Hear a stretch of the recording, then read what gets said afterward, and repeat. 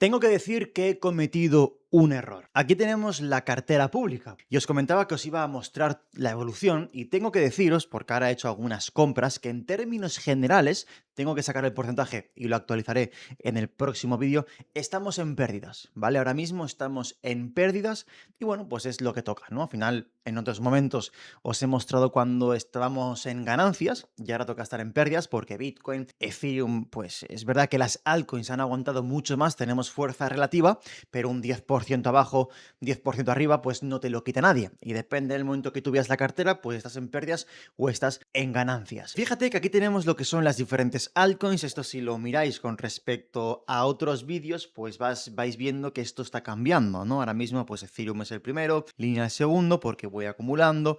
Y fíjate que aquí en última posición tenemos a Agent Layer. Y me he equivocado con Agent Layer, ¿vale? Es una altcoin que no tiene que estar aquí. Ojo, eso no significa que Agent Layer sea una basura y la vaya a vender. No, recordar que esto es una cartera pública, lo expliqué en un vídeo, lo que pasa es que la gente, o hay gente que no ve todos los vídeos y a veces pues ve un vídeo, el otro no lo ve y se salta la explicación que di en el vídeo que no han visto. Esto es una cartera de las altcoins que yo diría son caballos ganadores, es decir, dentro del riesgo que es el mundo cripto, Ethereum y Bitcoin tienen su riesgo, pero son altcoins que tienen incluso mucho más riesgo, pero creo que son caballos ganadores. Fíjate que he añadido Canton Network, ¿vale? La compramos cuando esto se desplomó, ahora la tenemos en ganancias, metimos unos $200 de primeras, ¿vale? Yo voy metiendo 200, hemos ido incrementando a veces 100, ¿vale? Depende un poco el panorama, es una cartera más chiquitita, que la intención es llegarla a $10.000 antes de que se active el modo parabólico, ¿vale? Ahora estamos en pérdidas, entonces ha bajado en términos nominales, pero si recupera la cartera, esto se va a acercar a 10.000, ¿vale? Que es la idea que yo tengo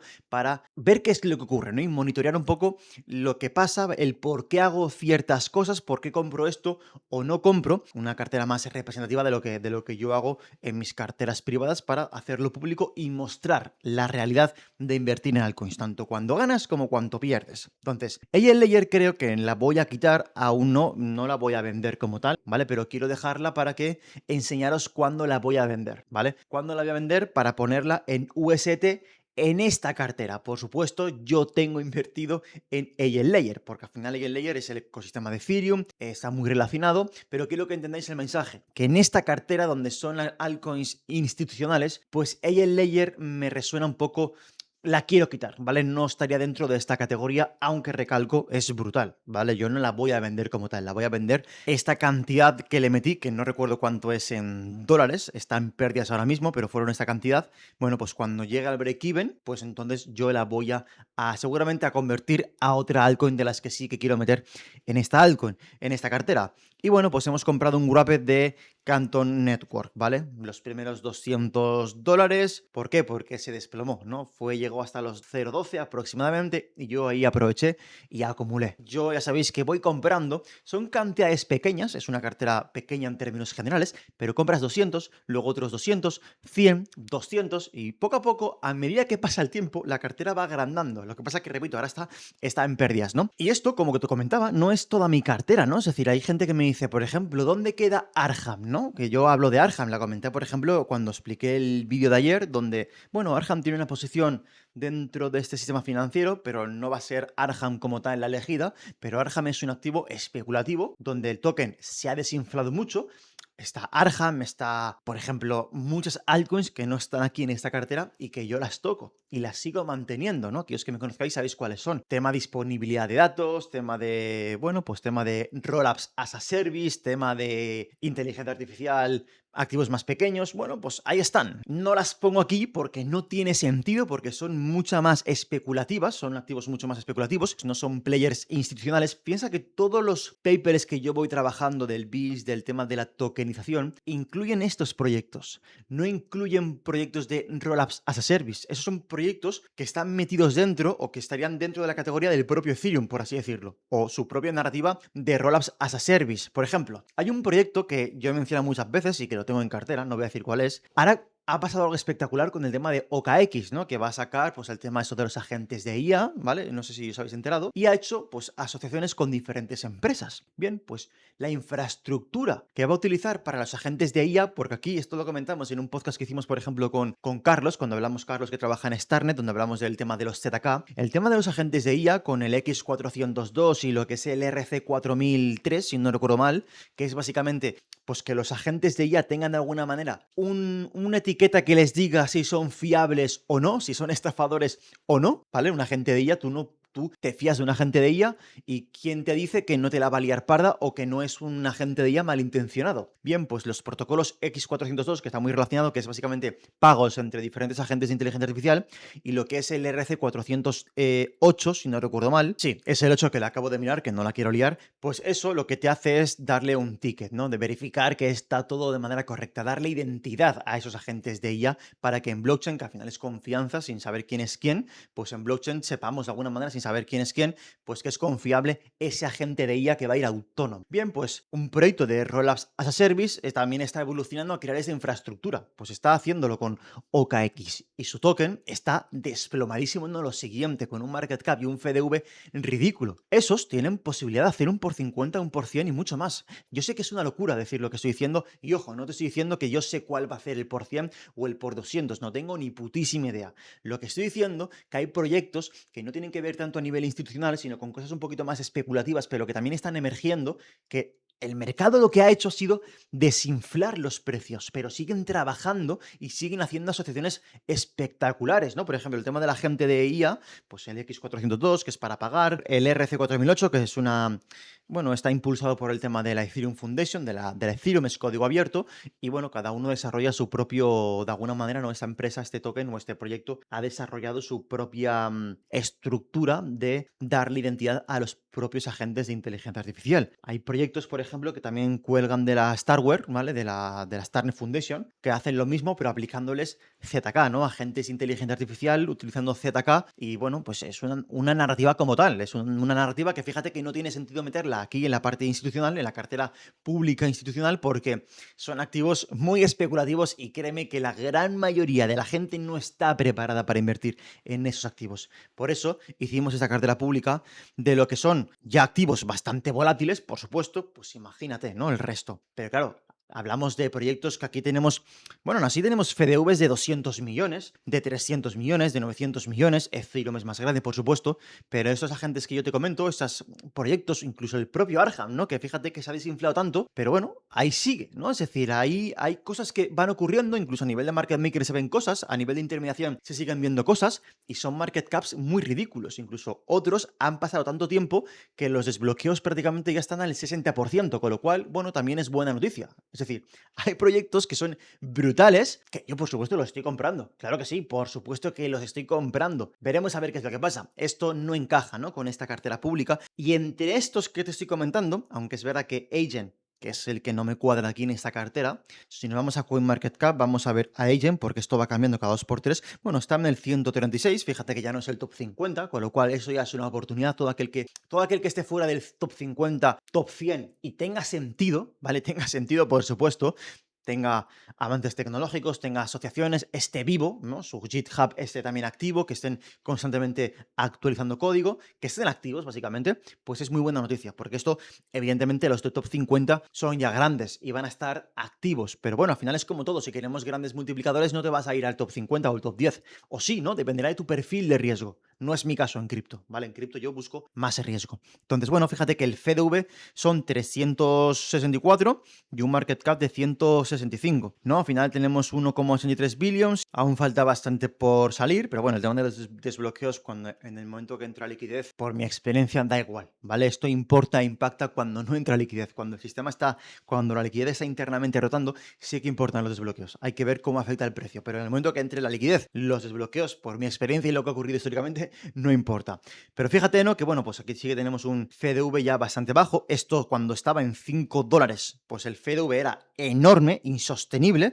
El market cap son casi 200 millones. Cuidado, no está nada mal. Piensa que esto es desinflamiento. es vender porque cuando salió a mercado salió con altas valoraciones y como no entraba liquidez no se fue capaz de sostener esas valoraciones y bueno, pues todos los Ventures Capitals que inflaron las fases semilla, ¿no? Las diferentes fases que hay se fueron inflando y bueno, van vendiendo a través de derivados y eso genera presión bajista y eso ha ocurrido con todo el sector y más con las nuevas, ¿no? Pero fíjate que lo que ocurre es que llega un momento que esto se queda plano. Seguramente te vendrá a la cabeza diferentes altcoins que ocurre lo mismo, ¿no? Que esto se quede plano. ¿Por qué se queda plano? Bueno, porque ya cada vez hay menos presión de venta. Los únicos activos en ese mercado ahora mismo, en activos en general, son market makers, poco más. Este desinflamiento estamos viéndolo en unos FDVs ya bastante atractivos en comparación a cuando salió. Entonces, eso es lo que está pasando, ¿no? Y esto aplicado a proyectos que han desinflado mucho más, pero que a nivel fundamental están más vivos que nunca. Entonces, yo siempre digo que lo único que le pido a los proyectos cripto es que me sobrevivan en este entorno. Ya ni siquiera te digo, me la pela si tu token cae un 99%. Me la pela. Sobrevive. Y cuando sobrevivas y empieza a entrar la liquidez, ahí veremos si eres capaz de darle valor y todo esto, ¿no? Lo que se suele decir. Pero primero, sobrevive. Y hay proyectos que tienen FDVs que están por debajo del nivel de lo que es la recaudación de los Ventures Capitals, con lo cual estás entrando a una valoración mucho menor a lo que entraron los Ventures Capitals, que muchos están bajo el agua, con lo cual para mí es de maravilla siempre y cuando cumpla los checks de que estés vivito y coleando, ¿no? Y hay proyectos, por ejemplo, con nuestro último de OKX que te comentaba, que tiene que ver con el tema de agentes de inteligencia artificial, pues que están asociándose con OKX para brindar la infraestructura. Entonces, fíjate que ya son proyectos de infraestructura, pero no proyectos de infraestructura institucional, proyectos de infraestructura local, ¿no? En este caso, pues un exchange o proyectos de infraestructura de inteligencia artificial. Por ejemplo, Tao lo mismo. Tao también está relacionado con esto de OKX. Tao lo que hace es brindar la infraestructura en una capa 1 para que las subnets, pues que también las subnets se van a utilizar para verificar no sé qué datos del tema de los agentes de IA de OKX, pues fíjate que también es infraestructura, porque Ondo es infraestructura, pero cuidado, de acciones tokenizadas, de bonos tokenizados, de quién está yendo a Ondo. Grandes players institucionales. Línea con Swift, ¿no? Lo mismo. Canton Network es infraestructura, pero no de agentes de IA, sino infraestructura de qué? De los grandes del mundo, ¿no? Es decir, de esa red privada de donde bueno, pues todos los bancos están yendo. Layer Zero es infraestructura de qué? De conectar todos los players grandes. En realidad cualquier cosa, ¿no? Pero es lo que está siendo utilizado porque tiene la unión con la DTCC. Por eso tiene sentido que esté en esta cartera pública. Fíjate cómo cuando tú entiendes esto, entiendes qué riesgo tiene cada proyecto, en qué narrativa y cuáles son los caballos ganadores que pueden hacerte muchas X. Yo veremos, ¿no? Lo mostraré cuántas X va a hacer esta cartera. Yo creo que está bastante bien posicionada y aún me gustaría trabajarlo un poquito más, pero luego tenemos otro tipo de altcoins que son más especulativas, que bajo mi punto de vista van a hacer más X, por supuesto, pero te pueden caer mañana un 50% sin ningún motivo. De verdad, sin ningún motivo. Que te caiga el canto en un 50%, pues bueno, yo la compraría, ¿no? Es decir, sería de maravilla que pasara eso, pero me refiero, ya me entendéis, ¿no? Que al final la volatilidad va relacionado con el tamaño del mercado. Y estos activos, bueno, línea no es grande, es decir, aquí es un poco lo que te comento, ¿no? Está el discurso, oye, pero línea es potente, pero el token no tiene caso de uso. Bueno, sí, perfecto, pero la historia no dice eso. Es verdad que importan los desbloqueos cuando la liquidez está aburrida y está estancada, pero en el momento que entra liquidez y cuando entra la liquidez dice, vale, a ver, ¿a dónde voy? ¿A qué token voy? Cuando eso ocurre, se la pelan los desbloqueos. Entonces, la idea es posicionarse antes de que entre la liquidez. Que sí, que si quieres máxima seguridad, vete a Bitcoin. Por supuesto, que es lo que todo el mundo hace, ¿no? Y lo que todo el mundo intenta vender de que ya estaban posicionados en Bitcoin y que es el 99% de su cartera. Mentira. ¿Vale? Simplemente es el cambio narrativo. Bueno, pues perfecto, que cada uno haga lo que quiera. Yo, como siempre digo, las oportunidades están en las altcoins. Y ojo, no en estas altcoins, no solamente son las que más van a subir. Para nada, yo no tengo la verdad absoluta. Y aparte de estas, hay otras tantas que no las meto aquí, pero que bueno, que veremos a ver qué es lo que pasa. Y yo estoy invirtiendo, ¿no? Es decir, por supuesto, yo soy inversor activo en las altcoins. Y lo digo en un momento donde creo que se va a poner de moda, ¿no? Esto ya ocurrió con la plata, con el oro, me refiero. Cuando sube el precio, genera la narrativa de que era lo correcto. Y ahí todo el mundo de repente ya estaba invertido. Yo es lo que yo pienso que va a ocurrir con las altcoins, por supuesto. Sí que lo veo porque veo que lo que está ocurriendo detrás de las altcoins que yo hablo, ¿vale? Repito, de las altcoins que yo hablo, veo que es espectacular, tanto de estas que ves en pantalla como de las otras. Bueno, veremos. Y aún así, no todas saldrán bien, ¿no? Por supuesto, yo he invertido en altcoins que han quebrado, porque al final son startups. Dudo mucho que Línea quiebre, que Hondo quiebre, que Starnet quiebre, que Canton quiebre, que Layer Zero quiebre. Puede pasar, ¿no? Pero por lo que yo veo y por la información que tengo, pues no creo que vaya a ocurrir, digámoslo así. Entonces, son caballos ganadores, sé que van a estar, pero no tengo ni idea de cuánto van a subir, ¿no? Veremos a ver qué es lo que pasa. Si las traigo aquí es porque pienso que van a ser muy buenas, si no, por supuesto, pues no las traería. Entonces, esto le iremos dando seguimiento porque tenemos que ver qué es lo que ocurre. Únete a mi grupo Telegram, ¿vale? Que lo tienes ahí abajo para recibir más información. Ahí tienes abajo el link por si estás interesado. Como siempre digo, aquí tienes más contenido para que sigas aprendiendo. Deja un like, suscríbete y nos vemos en el siguiente vídeo. Chao.